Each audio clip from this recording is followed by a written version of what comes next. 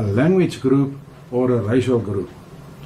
We emphasize that through Afrikaans, we have also a bond through our common language with the majority of so-called colored South Africans, as well as with a significant number of people from other South African communities. We respect these other communities and will cooperate and have been cooperating with them in many appropriate issues. We are committed to South Africa and the continent. We may disagree with the ANC, but we love the country. As in any community, there are individuals who wish to immigrate, but the repatriation of Afrikaners as refugees is not a solution for us. We want to build a future in South Africa and have minimum living conditions that we will set and work towards. If the international community helps us create an environment where Afrikaners can sustainably remain in South Africa, we can make a lasting contribution towards the well-being of the country and all its people. Our loyalty to the country is as steadfast as our legitimate pursuit of cultural freedom and the abolishing of racial discrimination against us. This commitment to our country and cultural freedom is outlined in the Afrikaner Declaration, which was signed and introduced last year along with many other community leaders in the Afrikaner community. The Solidarity Movement, specifically Solidarity and AfriForum, will immediately begin to develop proposals to resolve disputes over issues like expropriation and race-based policies. We will announce more information on that soon. I want to conclude with the Afrikaner Declaration, and I am only going to focus on the 12 key areas that was outlined last April. The first one, the first point of the Afrikaner Declaration was that we say we are an indigenous cultural community connected to Africa. Secondly, we want to stay here and contribute to the welfare of the country and all its people. Thirdly, we believe that cooperation is in the interest of everyone's freedom, safety and prosperity. Fourthly, we build to stay in South Africa. Whether it is a technical college or a university, we want to build to stay in South Africa. Then we believe that cultural freedom is a condition for democratic freedom. Point 6, we endorse the equality of everyone in South Africa, including all the other communities. Point 7, we believe that differences about the past must not destroy the future of us all. Point 8, our view is that the Constitution recognizes the pursuit of the cultural autonomy we are striving towards. Point 9, we endorse unity and diversity. Point 10, it is also necessary for us to be able to give input to the government. Point 11, we want to contribute to the economic empowerment of all South Africans because we are well aware of the unemployment and the poverty and the issues of many people in South Africa. And lastly, we want to conclude a cultural accord with the government to settle all these matters that I've mentioned. Thank you, ladies and gentlemen. Yes, thank you, Flip. Thank you for the media. Can you move this side for... Okay, should I make a forced removal for Flip? Yes. Eviction. Thank you. Okay. All right, thank you so much. Thank you, members of the media that are present, as well as media watching via our live stream, also internationally. But I specifically want to address AfriForum members, and of course that also applies to Solidarity members and the members of all the institutions of the Solidarity movement. Of course, then also supporters of the Solidarity movement. I want to thank you for your support. Well, for a long time now, it's you that makes it possible for us to play a positive role to build a future in this country where Afrikaners can, and their generations to come, can have a future built on prosperity, freedom and safety. So we will continue that. That is of course based on a basis of mutual recognition and respect with all other communities in this country. And we cannot have a future if there's not good relations between the various cultural communities.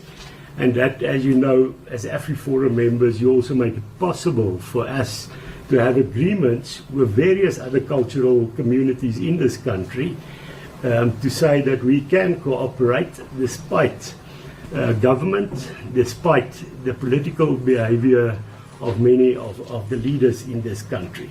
I want to start off by saying we blame President Cyril Ramaphosa, as well as senior ANC leaders, as well as some people in government, for what is happening now. This is indeed a crisis. We try to avert this crisis. Some of you might know, in April last year, we wrote a letter to President Ramaphosa urging him not to sign the Expropriation Act, saying what we believe the problems in the Act are. And by the way, those problems are not fabricated. If you believe it is fabricated, go and read Section 12.3 of the Act, which allows expropriation with no compensation.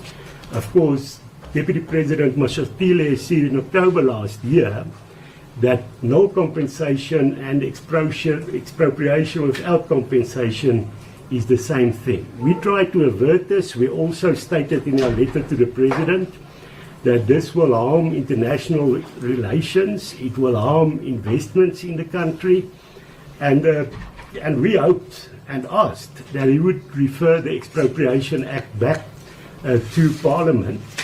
But I must say, our proposal was treated with disdain, because to this day we have not received any response from the President.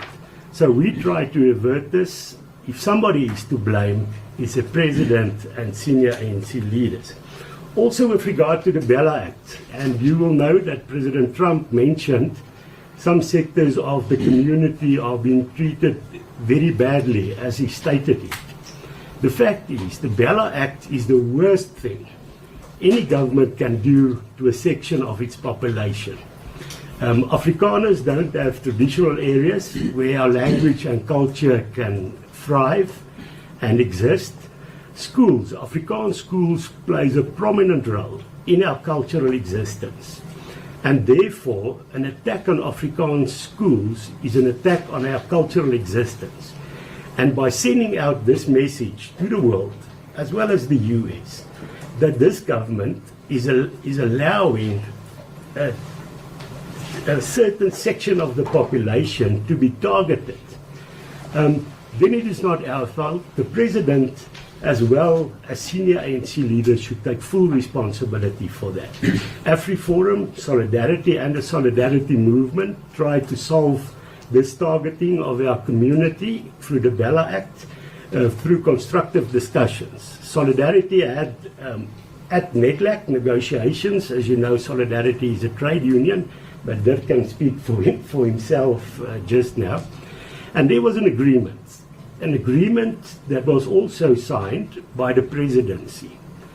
And we hoped we could avert this situation. And we were then again treated to disrespect by the President, publicly denying that the presidency was involved.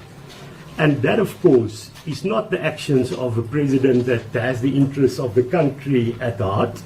It's not a president that is loyal to all the people of this country. It's a president that places his own party's interest above the interests of normal South Africans, and not only Afrikaners. And therefore, our cultural relationship person, Barend Ace, has already this morning started to engage with various cultural communities and traditional leaders. It is now time that we build a future in a network of communities, and we can do this despite government. Those are the issues. Then, of course, we're proudly part of the solidarity movement, and as our chairperson Flip Buys mentioned, we see our future in Africa. Our people in Afrikaans, the Afrikaner folk, became a people here on the southern tip of Africa. We did not develop elsewhere. We are not Europeans.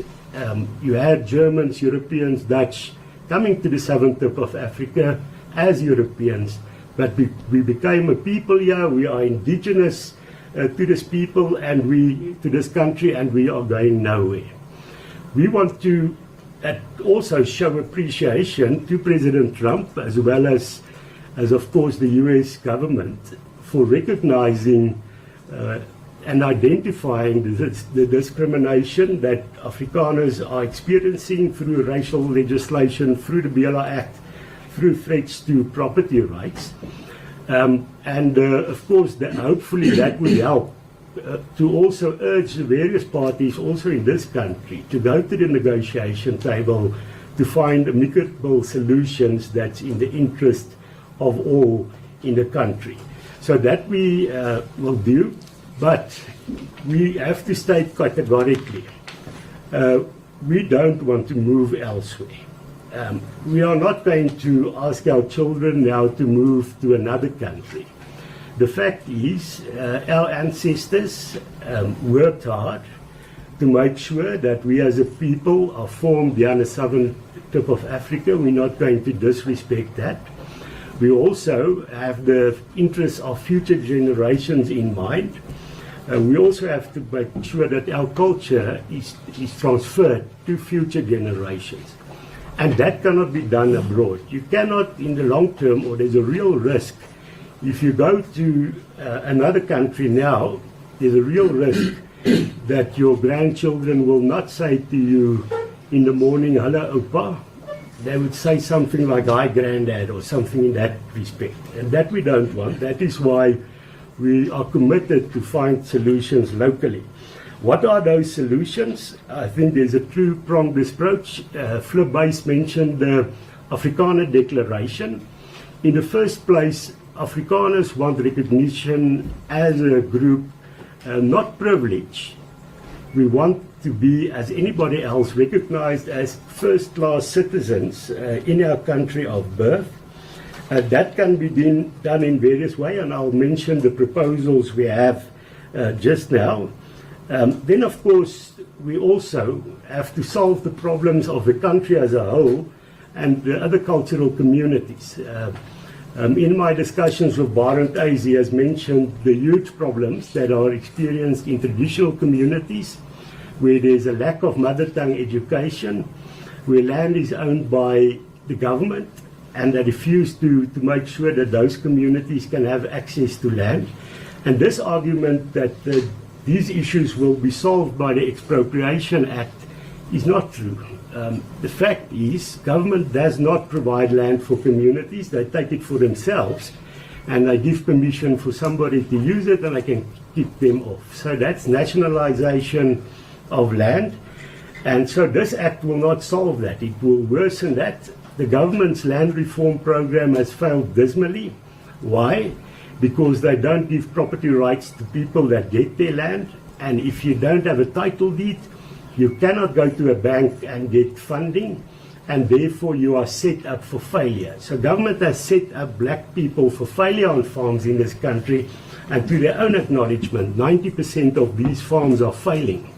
So for that, this government also needs to take responsibility. There is a land restitution program that we are in favor of, people that lost their land unfairly and was not compensated. In terms of that program, why does it fail? This government loves to blame other people for what's going wrong, to hide their own responsibility. When we saw last Monday what was happening in the country, the president did not come out and say, well, we will address these issues, things that we've done that we think can be changed. No, they tried to get the scapegoat. Now it was AfriForum's fault. You know, people used to always blame Jan van Riebeeck, but this week Jan van Riebeeck had an opportunity to rest. It was now all AfriForum's fault. And also with regard to land, the government should take its responsibility for what is going wrong. In the restitution process, we've seen corruption. We've seen land being given to people that are connected to the ruling party, and we saw administrative chaos in that regard. The government has 4,000 farms, owns the largest chunk of land in this country, but again, without acknowledging that land can be used to take on inequalities in the country. They're now saying, well, white people, as they call it, don't want to be described in a racial term. We are Afrikaners. They say we own the most land in the country, which is false. It's the biggest part of what we see, or 20% of the country as a whole, the biggest part of commercial farming land. But commercial farming land is a small portion, because what is not seen as commercial farming land is traditional land that, of course, is not developed because people there are set up for failure. There are lots of other land owned by government which they refuse to transfer. So those are the issues. So don't come with false propaganda, and I'm not speaking to you, of course. We love the media, we believe in freedom of the press. We are speaking specifically to those that now create some crisis and say now we have to go and disrespect property rights. It will create more problems than those they are trying to solve. We've seen in Zimbabwe, it did not bring prosperity that everybody in Zimbabwe now have land. We've seen hyperinflation, we've seen millions of people leaving Zimbabwe. We have seen the economic collapse, and we are seeing people that are unemployed at the moment in Zimbabwe. We can be partners to help solve this land issue, but we are tired of being made the scapegoat for everything that is going wrong in the country. Then with regard to solving other problems in the land, in the country, we believe that we can assist. AfriForum has 165 branches countrywide and 177 neighborhood watches that are active in local communities to make sure that we fix roads, that we make sure communities get water, and that we make sure we clean up our towns. And that is, of course, to the benefit of everybody in those towns. And we will continue to do that as part of building relationships. What is our proposals? We believe there should be an amendment act with regard to both the Bella Act as well as the Expropriation Act. We believe the government should review its foreign policy. The two biggest trade partners of South Africa, the biggest one is, of course, China. The second one is the US. And as a country where our economy is only 0.4% of the world economy, we have to make sure that we benefit as much as we can in the interest of people in this country. What we are unfortunately seeing is a government that has moved away from a policy of neutrality. We need to be neutral so that we can trade with both China and the US. But of course, I don't have to give the list. We mentioned it yesterday at another media conference. But we've seen a move towards anti-Western, anti-US sentiments. And we now are reaping the terrible fruits of that foreign policy that we have. The cultural code is necessarily, Dirk will speak about the 141 pieces of race legislation in the country. And of course, one important thing is hate speech. If you're going to allow people to sing Kill the Boer, and everybody is just saying, no, this is not literal, this is figuratively speaking. Well, the actions we are going to face now because of this kind of hateful conduct is not going to be figurative, it's going to be literally. We are literally going to see that. And we expect government to take a stance against that. The president has been silent when a section of the population have to hear that they had to be killed. And that is, of course, what is leading to what we are seeing now. Other solutions with regard to safety, the biggest murder rate in the country, everybody suffers. We are committed with our neighborhood watchers to cooperate to make sure that we get a safer country. Corruption. The US has written a letter to the government a few years ago already, saying that investment is hindered by corruption in the country. We've seen in the Zondo Commission how many people have been involved in state capture, and you don't have to be good in maths to be able to count how many people have been prosecuted. Nearly none. And that sends out the message to any country that they won't want to invest here. You know, even the ANC, if you look at their members or leaders that are mentioned in the Zondo Commission, 97 of them, only 34 have had to appear in front of the Integrity Commission. This is not a government that is serious about tackling corruption. In local communities, we will continue to work with all communities there, with municipalities, and we want to see specifically as a partner in this. Government, sometimes in municipalities, they are willing to see it fail. They are willing to see that contaminated water goes to townships and suburbs simply because they don't want to cooperate with anybody else. That needs to change. We need to promote mother tongue education for all. That is the biggest injustice against all the people of this country, is that only Afrikaans and English-speaking people, and if Bella is implemented as Mr. Lessufi wants it, it will only be English people that will have mother tongue education.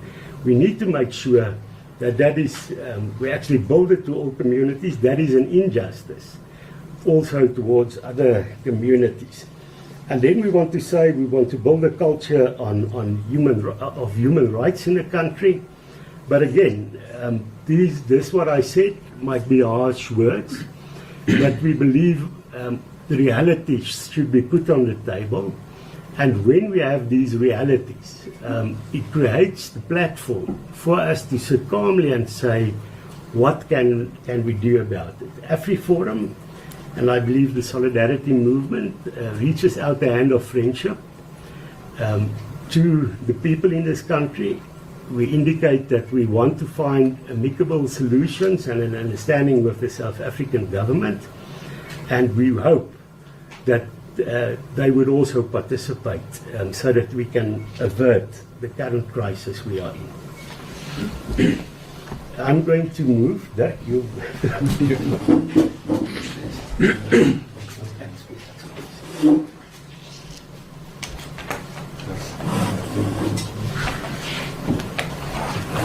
Thank you very much. I want to start to re-emphasize that the United States response to South Africa and President Trump's executive order has nothing to do with solidarity and AfriForum, but everything to do with the reckless domestic, foreign and diplomatic policies of the ANC. Solidarity also wants to reaffirm its commitment to the country. Our members work here and want to stay here, and they are going to stay here. We are committed to build a future here. We are not going anywhere.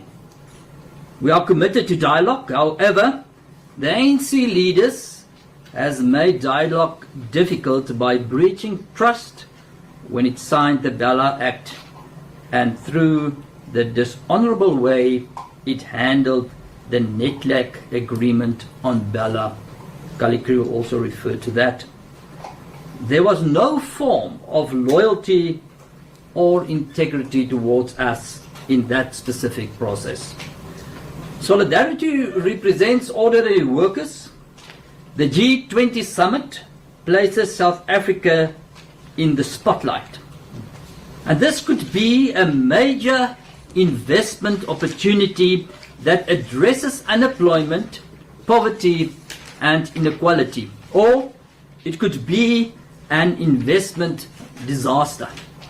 The US focus on South Africa will expose the country's reckless domestic policy to the world. The ANC's foreign policy exposes all of us in South Africa. The group most affected by this exposure is workers. The world's largest economy and one of South Africa's biggest trade partners has been alienated by the ANC leaders. And this was not the fault of AfriForum or Solidarity, but of the ANC. For the past 3 years, it has been clear that the Americans are displeased with South Africa's closer ties of countries such as China, Russia, and Iran. South Africa's case against Israel has further contributed to this, and there are numerous other examples. But this is a diplomatic battle between countries. But one consequence of the ANC's foreign policy is that South Africa could be expelled from AGOA. So their diplomatic stance has effects on us and on our members. South Africa currently enjoys extremely favorable trade relations with the US, especially through AGOA. And in 2024, more than 10% of all South African exports went to the USA. Exports worth approximately 156 billion rand were sent to the US, while only 120 billion rand worth of goods and services were imported from the USA. But here's the irony. Solidarity has conducted a comprehensive foreign campaign. What to do? To protect AGOA. And the irony, despite of the ANC. We have encountered incredible hostility towards the ANC in the USA, but we have constantly maintained that pressure should be placed on the ANC, and specifically the ANC leaders, so that we can ensure that ordinary South Africans are not punished. And that is why we ask the US not to kick South Africa out of AGOA. And this remains our position up to now. And for the past 2 years, Solidarity has been working with the US Embassy in South Africa, as well as the Office of the US Trade Representative in Washington, D.C., to build a strong case for the renewal of AGOA when this law expires later this year. Over the past 2 years, we have participated in numerous discussions regarding AGOA's renewal or extension. During 3 visits to Washington, we also canvassed support among members of the US Congress for the extension of AGOA. And we plan to travel to the US again in September this year to try to safeguard AGOA for South Africa. This is loyalty towards the country, despite the action of the ANC. And this brings me then to South Africa's racial policies. These, along with expropriation, are central themes for the US. South Africa is going against the global trade and global trends. We are the most race-regulated country in the world. After 30 years, it has become evident that these policies have done nothing to address unemployment and inequality. On the contrary, the cost of black economic empowerment has disadvantaged South African workers, 90% of whom are black and 10% white. Solidarity recently published a report showing that Eskom's procurement costs are approximately 30% higher due to BEE-related premiums. All South Africans have paid the price for this, and the same will likely be true for the broader South African economy. Later this year, the Solidarity Research Institute will publish a report specifically on this issue. Black economic empowerment destroys jobs and creates inequality. And that is why global standards are very clear. Race-based programs must be temporary. This is explicitly stated in the United Nations Convention on the Elimination of All Forms of Racial Discrimination and the International Labour Organization's Convention 111. Now, Solidarity and the government also reached a historic agreement under the supervision of the International Labour Organization that race-based programs must be temporary. And despite all of this, and despite the stance of the US, Minister Parkstow has announced that the BEE regulations will be made stricter and that a 100 billion rand race fund will be established by imposing additional tax on the private sector. Public hearings will soon be held to implement stricter sectorial race requirements. This is not only detrimental to white South Africans, but will also be devastating for foreign investment, economic growth and job creation. The US stance is forcing South Africa to rethink its racial policies. South Africa can no longer hide its aggressive racial policies. The government has done nothing to meet the international requirements. They are driving away investors and preventing new investments, and then acting surprised when the international community opposes their stance. Before the G20 summit, South Africa must present a plan to phase out its racial policies. Solidarity will announce more details on this next week. If we examine South Africans' reckless foreign and domestic policies, we naturally consider their effect on our community. But above all, we consider the impact on the country. It's not only President Trump or Afrikaners who should be angry at the ANC, it's South Africa. Therefore, we say, President Ramaphosa, let's talk. Although there's a breach of trust, we must find each other, because we don't go anywhere. We are together here, the southern tip of Africa, and must learn mutual recognition and respect. Thank you. Thank you to Flip, and thank you to Kali, and thank you for that. We would now allow our time for questions. We would ask that you state the name of your institution, to state your name as well, and then to state your question.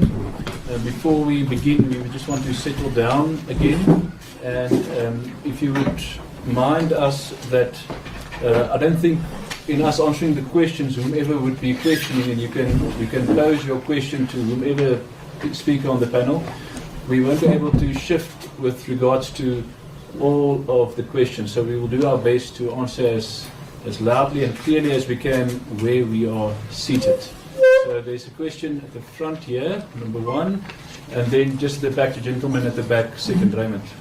First here. Yes, my name is Sophie Mqwena. I'm international news editor at the South African Broadcasting Corporation.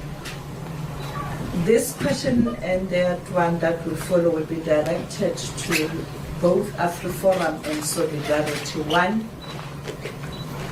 there was injustice meted against the black majority in the country. The UN, all member countries, declared apartheid as a crime against humanity. We know the policy of apartheid was to exclude the black African majority.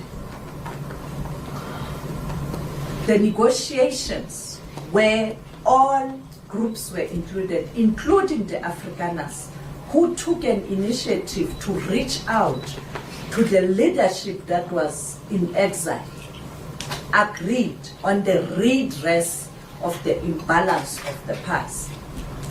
30 years down the line, South Africa is the most unequal society, with the previously disadvantaged even worse.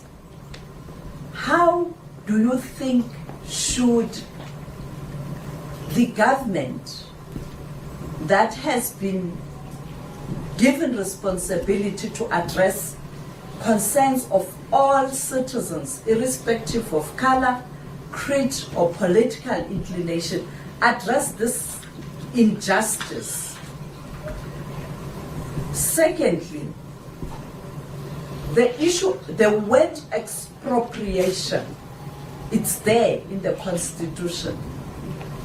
Yes, the interpretation and all of that. And President Trump is reacting to the word expropriation. And it was there for donkey years. What's your view in terms of after it was included? Expropriation with compensation, and if there's no agreement to expropriate without compensation, we know it's there. Expropriation with no compensation, it's there in the Constitution. It's the question of implementation. And lastly, there's a farm, this is from my colleagues in Limpopo. There's a farm in Limpopo where there's a dispute. It's called Ackerland Broedery. Apparently it was compensated.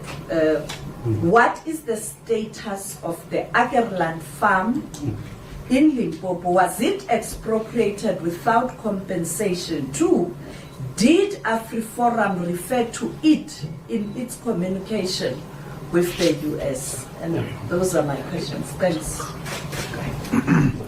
Yeah, ladies and gentlemen, thank you very much. I will start with the answer, and then Kali and Dirk will continue. I want to say that we do not deny the past of racial discrimination in the country and the enduring effects thereof. What I want to say is that we have repeatedly said that we are willing to help with the redress.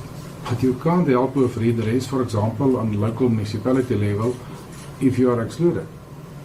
And many of the race-based policies exclude us from contributing to taking the countries forward. So, secondly, I want to say that we believe that the best equalizer is economic growth, because a rising tide raises all ships. And we have seen after 30 years, like you have mentioned, that South Africa is even worse off. Now, the success of a policy, the test is not whether it sounds politically good or politically necessary, but whether it works. And we say today that it doesn't work, and we need new policies. We can't do only more of the same. So, in the beginning, it was about redress, we believe, but it now has a permanent character, much more about representativity than about redress. So, lastly, from my side, the Mdntv report clearly states what the problem of the redistribution of land is, and the responsibility lies with government, and the failures with the whole process, not with the farmers. Yes, I just want to add on what Flip said about policies that are implemented but simply has not the effect that it is supposed to have. You referred to it 30 years after the implementation of affirmative action and black economic empowerment policies. We've seen a sharp rise in the jobless figure in South Africa. We've seen a sharp rise in inequality.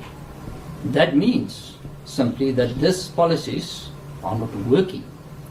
So the question is, what can we do to improve on that because South Africa needs a more equal country.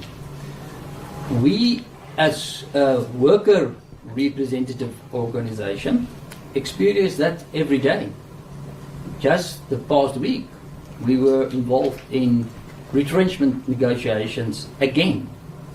In about all the retrenchment negotiations is done in companies where there was successful black ownership transfers. That means thus that there was success for a couple of elite in the empowerment processes. But as workers, black and white, are paying a price. And the price that we pay is because of a 20% to 30% premium that is paid in black economic empowerment transactions. That is money that is drew from the South African economy that led to less growth, less employment, more inequality. And that is the reason why the international norm for race policies are quite clear. And that is, it must be temporary. Because a long-term race policy has a detrimental effect on economic growth. And Malaysia, very good example of that. They have a policy that if there's a specific percentage of economic growth, if it fell lower than a specific percentage, then the policy is stopped, because they know it has a negative effect. So that is why we say it must be phased out. It does not work simply because we believe in an economy that must grow. There must be foreign investments so that we can create jobs. There's no way that this is the case because of the current black economic empowerment policies. Let me just give you one statistic. Of all the people in the country under the age of 18 years, only 4.6% are white. Let me repeat that. Of all the people under 18 in the country, according to Statistics South Africa, only 4.6% are white. How on earth is all the racial laws, about 140 in total, how on earth is it going to help the nearly 96% black children? So we believe it is important to address inequality, to address unemployment, to address poverty. But we don't believe these policies, if you look at the results, we believe these policies have failed, and we do not need more of the same, we need new policies. Yes, thank you so much. Let me just add to that. AfriForum is committed to fighting poverty as they move. Okay. I'll expropriate Flip's seat, but I'll compensate him later. We are committed to fighting poverty and joblessness in the country, and it does not help you just do it by lip service, as we hear from government. That is why AfriForum has gone into an extensive program with very little resources to cooperate in rural communities with the poorest of the poor, in traditional communities, to use the concept of self-sufficiency. In Xhosa, it's vukuzenzele, where you go and say, stand up and do it yourself. And we promote that concept within communities, because when you have a government that fails to do it, the communities should take their future into their own hands.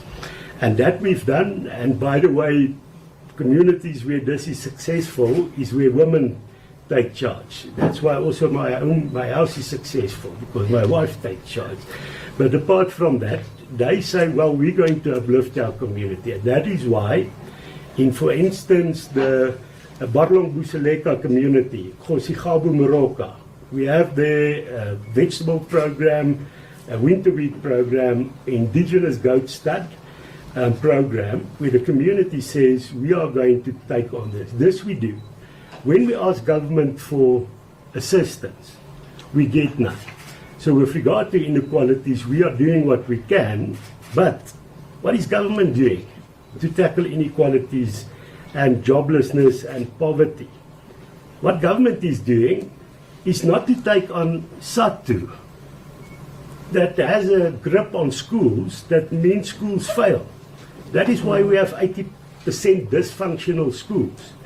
And if you have children going to a dysfunctional school, you have half the children that went to school 12 years ago not getting to matric. How are those children going to compete if they don't have the adequate education in the knowledge economy? So if we are going to say why are we failing, it's a government that does not focus on education. That they do more harm by not wanting to bring in mother tongue education, actually destroying mother tongue education. That is the reason why we are still struggling after 30 years. I'm not denying anything that helped in the past, but we need to now say, what are we going to do now? We cannot change what happened, but we can change what we are doing now. In terms of restitution, I've mentioned. There are programs, there's 7% of land is available on the open market anytime. But what have we seen? The incompetent, corrupt handling of the restitution process. That is the problem with inequalities. In terms of funding, we've seen the Zondo Commission. People that should help to fight poverty and inequalities enriching themselves. I don't have to go into that with regard to self-enrichment.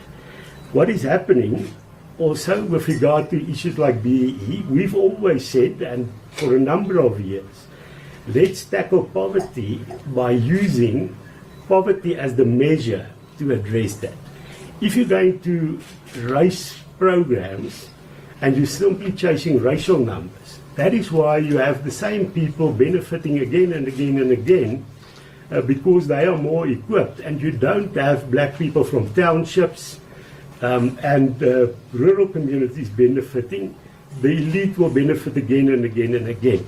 Even if you look at the rugby team, you will find the racial numbers are children. I'm not saying that, they're men, they'll hurt me if I say they're children. But they come from private schools, which is great. But what happens to those children that are in a township school? But if you're going to have a pure racial focus and not a focus on economic position, we are not going to solve this. That's why we agree with Solidarity that these racial programs lead to further inequality. With regard to the cadre deployment program, the ANC has the state resources. Well, there should not be a mix between party and state, but unfortunately we know that is happening. They have the state resources to address, especially in local communities and local municipalities. But they decided to give those jobs to their friends, and that is why the people of Paris have worms in their water. They can't drink their water. In the townships, that's why we started a program of cooperation with them, Metsi Pompong, to try and solve that. That's just with regard to the inequalities. So one cannot blame anybody else but government. Then, with regard to the Constitution, expropriation, I can't speak on behalf of Mr. Trump, and like many people see, he makes his own decisions. So I don't know what he sees as expropriation. I don't think that the problem is the word expropriation. Every country in the world has an expropriation act. So it's a fallacy that we don't recognize that. But what is different, their act does not have the clause no compensation or expropriation without compensation. And that is the huge difference. You might say there are other countries that do have it. Yes, Venezuela and Zimbabwe. And we've seen what the results of that is. With regard to Ackerland, thank you for asking that question. In 2017, the terrible thing happened here at the St. George's Hotel. The ANC in their conference decided to change the constitution and make expropriation without compensation possible. That harmed the country severely. Then, of course, there was this drive. But before expropriation without compensation, the Constitution was changed. It sent out a message to some in government that they can now start the process. So then there was a list of 195 farms that would be expropriated without compensation. Correct, fortunately. But it's not because the ANC decided they did not want to change it anymore. It was because they did not succeed. But why are we saying the threat is not gone? After that, the then Minister of Justice, Ronald Lamola, was quoted to say, "We did not succeed to change the Constitution, but don't worry, we will simply use our majority to make sure that we expropriate without compensation." That is what was said. So if one blames AfriForum or Solidarity, I said it at the previous time, the Americans can read. They've got an embassy here that follows what's going on. They've got a State Department. So if they